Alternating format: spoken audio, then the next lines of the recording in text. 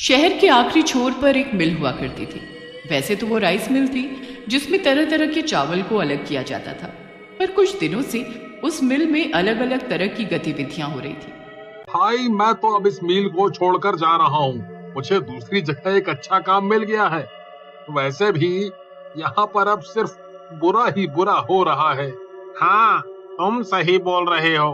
क्या वहाँ पर एक और आदमी की जगह होगी? मैं ये जगह छोड़कर तुम्हारे साथ ही चला जाता। तभी किसी के चीखने की आवाज आती है और दोनों वहां भागते हुए जाते हैं। ये क्या हो गया है? सारे धानों पर इतना खून किसने गिरा दिया? खून तो है ही, और वो देखो किसी का हाथ भी है। चलो जाकर उसको निकालते हैं। ये तो सोहन है, इसे किसने मार डाला? अरे हाँ, ये तो सोहन ही है, पर इसे यहाँ पर क्यों मारा गया? यहाँ पर इतनी भीड़ लगाकर क्यों खड़े हो? अपने अपने काम पर चलो। साहब, यहाँ पर भीड़ लगाई नहीं गई है। सब यहाँ पर ये खून से सना धान और सोहन की लाश देखने आए हैं। क्या सोहन की लाश यहाँ कैसे? हे भगवान, इसे तो बहुत बुरी तरह से किसी ने मारा है, पर इसे हमारी मील में क्यों मारा गया है?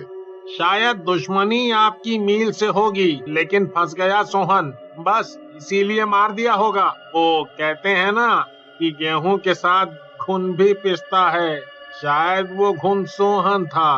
क्या बकवास कर रहे हो? इसे किसी ने मेरी वजह से नहीं मारा है। इसकी मौत इसकी खुद की वजह से हुई होगी। खैर, सब लोग अपने काम पर जाओ, मैं पुलिस को फोन करके बुला देता हूँ। यहाँ से जल्द निकलना होगा, कहीं मेरा नंबर भी न लग जाए। हाँ भाई, तुम बिल्कुल ठीक बोल रहे हो।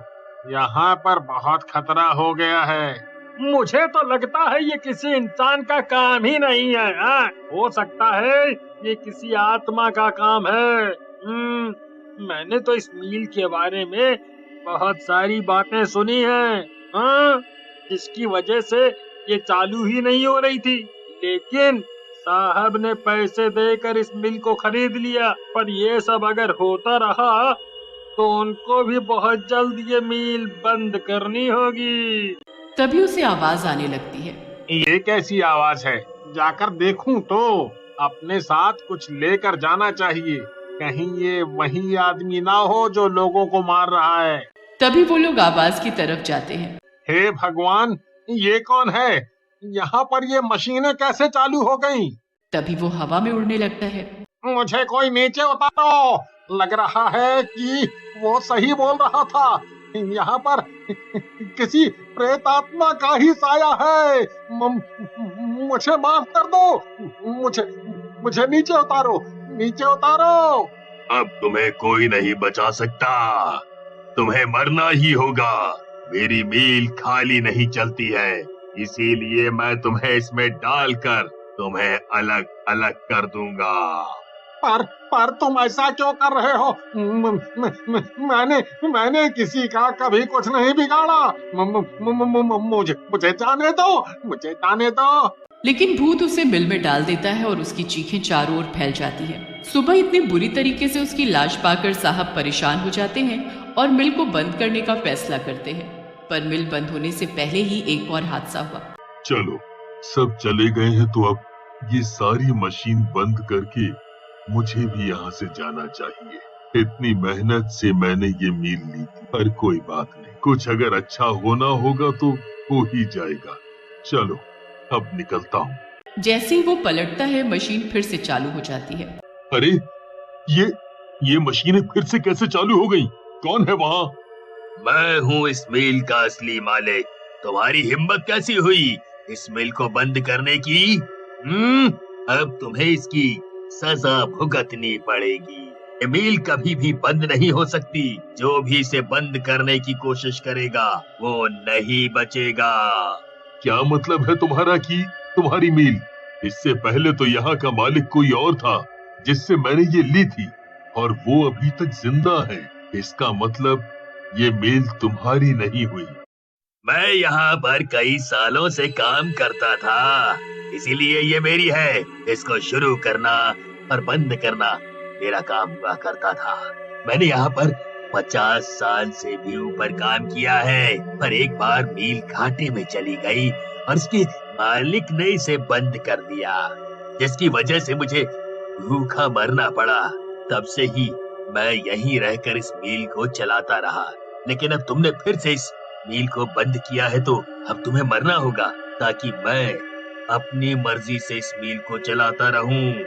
पर मील तो तुम्हारी वजह से बंद हो रही है, क्योंकि तुमने इतने सारे लोगों को मार दिया और अब मुझे भी मारने जा रहे हो।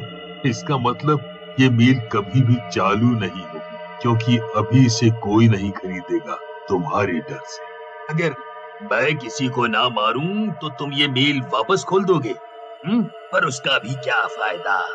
लोगों ने वैसे भी ये मील छोड़कर जाने का फैसला कर लिया है, और जो भी ये मील को छोड़ के जाने का फैसला करता है, मैं बस उसी को ही मारता हूँ, क्योंकि जब तक ये मील चलेगी तब तक मैं यहाँ पर बना रहूंगा। लेकिन इसके बंद होते ही मुझे ऊर्जा मिलना बंद हो जाएगा, और मैं जिस तरह मरा था मुझे फिर उन्हीं चीजों का सामना करना पड़ेगा।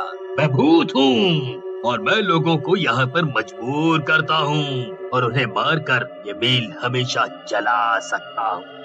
अच्छा, तो तुम ये चाहते हो कि तुम्हारी तरह ही बाकी के लोग भी मारे जाएं, भूखे प्यासे?